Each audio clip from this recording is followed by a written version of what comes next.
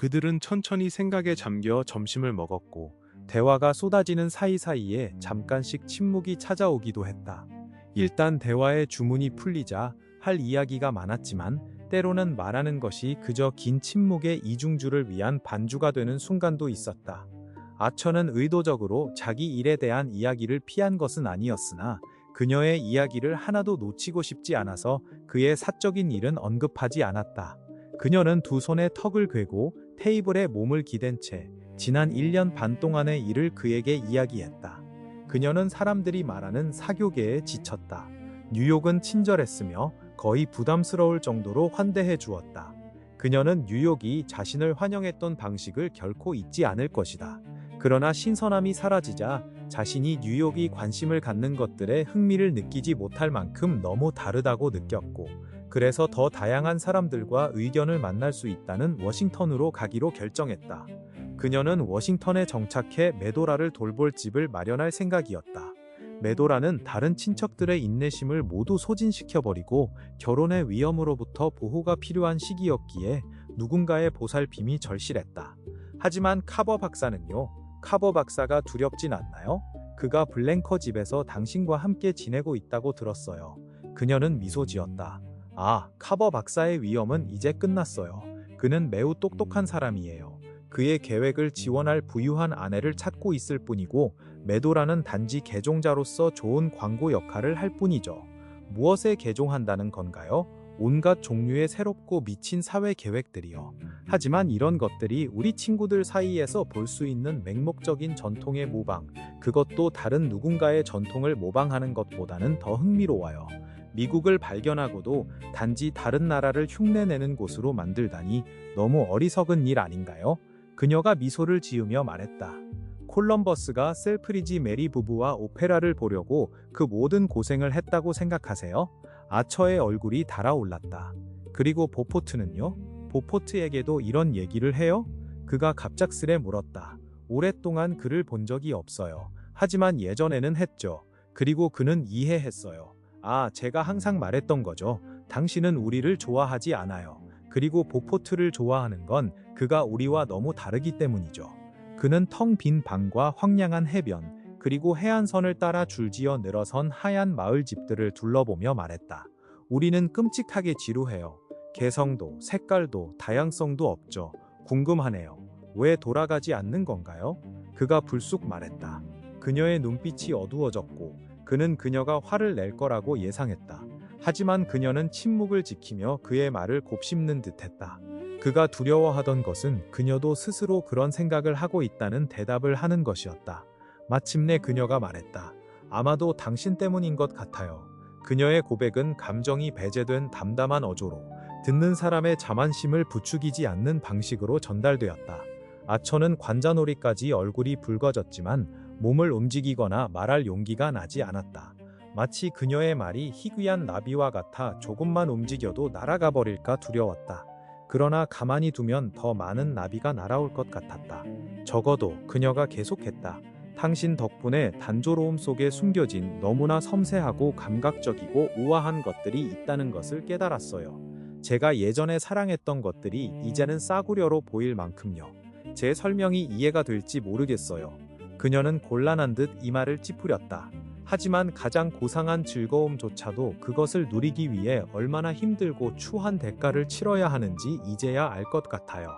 고상한 즐거움이라 그런 걸 누려봤다는 것만으로도 충분한 거 아닌가요?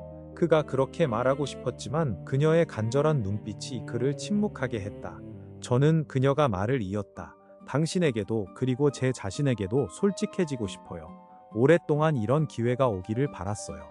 당신에게 제가 얼마나 도움을 받았는지, 그리고 당신이 저를 어떤 사람으로 만들었는지를 말하고 싶었거든요.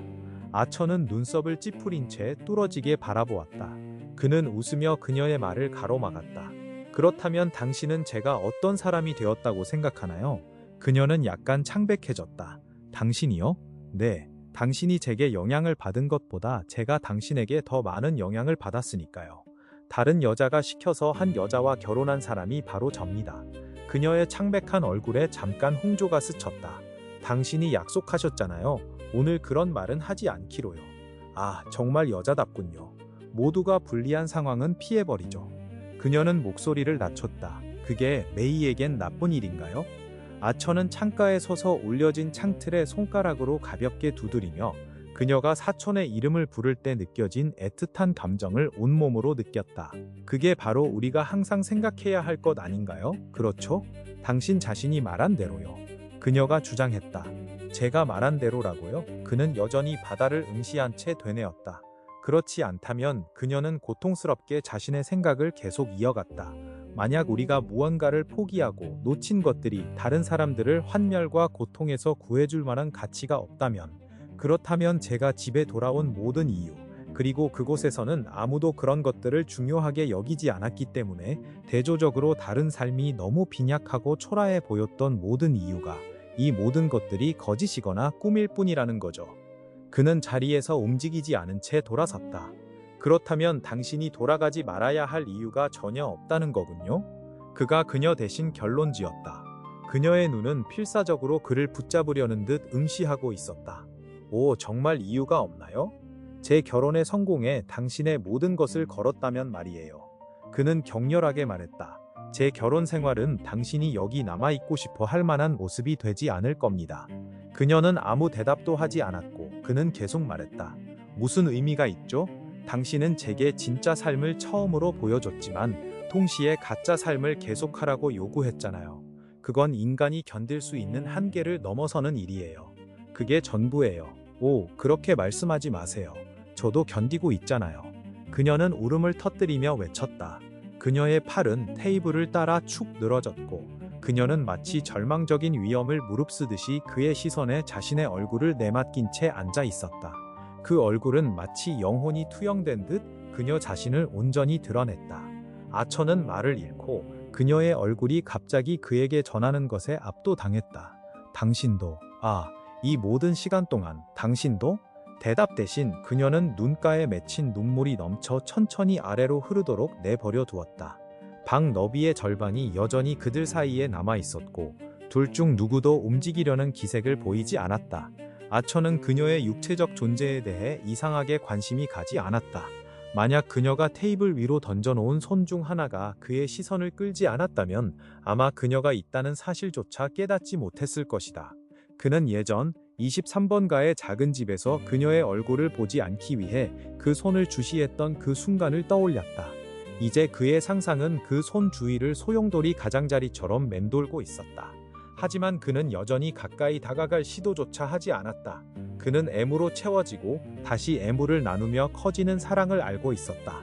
하지만 그의 뼛속까지 가까이 다가온 이 열정은 그런 피상적인 만족으로 채울 수 있는 것이 아니었다. 그의 유일한 두려움은 그녀의 말과 인상들을 지워버릴 어떤 행동을 저지르는 것이었다. 그의 유일한 생각은 다시는 완전히 혼자라고 느끼지 않을 것이라는 점이었다. 하지만 잠시 후 그는 낭비와 파멸의 감각에 압도되었다. 그들은 그렇게 가깝게 함께 있었고 안전했으며 갇혀 있었다.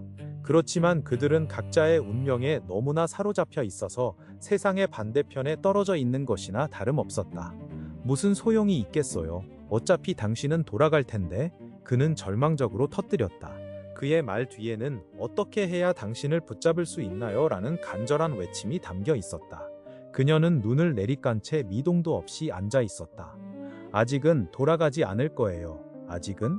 그렇다면 언젠가는? 이미 예상하고 있는 어떤 때인가요? 그 순간 그녀는 맑은 눈으로 그를 바라보았다. 약속할게요. 당신이 버티는 한. 우리가 이렇게 서로를 똑바로 바라볼 수 있는 한. 아처는 의자에 주저앉았다. 그녀의 대답은 사실 이렇게 말하고 있었다. 당신이 조금이라도 움직이면 나를 되돌려 보낼 거예요.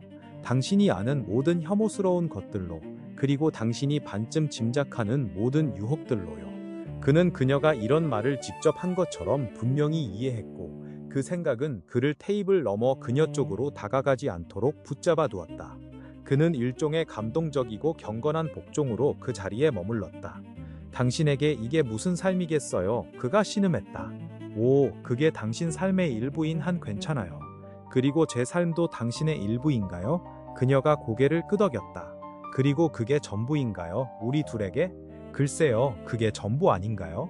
그 순간 아처는 그녀의 얼굴에서 느껴지는 달콤함 외에는 모든 것을 잊어버린 채 벌떡 일어섰다.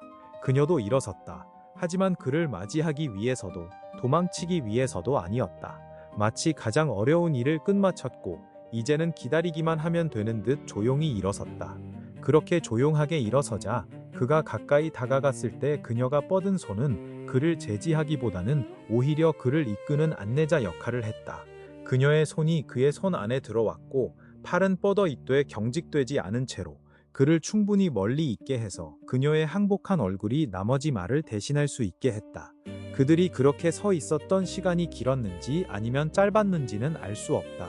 하지만 그녀의 침묵은 그녀가 전하고자 하는 모든 말을 전하기에 충분했으며 아처는 단 한 가지를 깨달았다. 이 만남이 마지막이 되지 않도록 해야 한다는 것. 그는 그들의 미래를 그녀의 손에 맡겨야 했고 단지 그녀가 그 미래를 굳게 붙잡아 주길 바랐다. 슬퍼하지 말아요, 제발. 그녀는 목소리에 떨림을 담아 말하며 손을 빼냈다. 아처는 대답했다. 당신은 돌아가지 않겠죠? 돌아가지 않겠죠? 그것만은 도저히 견딜 수 없는 일이라는 듯 물었다. 돌아가지 않을 거예요. 그녀는 대답하며 돌아서서 문을 열고 공용 식당으로 향했다. 떠들썩한 학교 선생님들이 부두로 향하기 위해 짐을 챙기고 있었다. 해변 저편에는 부두에 정박한 흰색 증기선이 보였고 햇살이 비치는 물 너머로 보스턴이 뿌연 선으로 희미하게 보였다.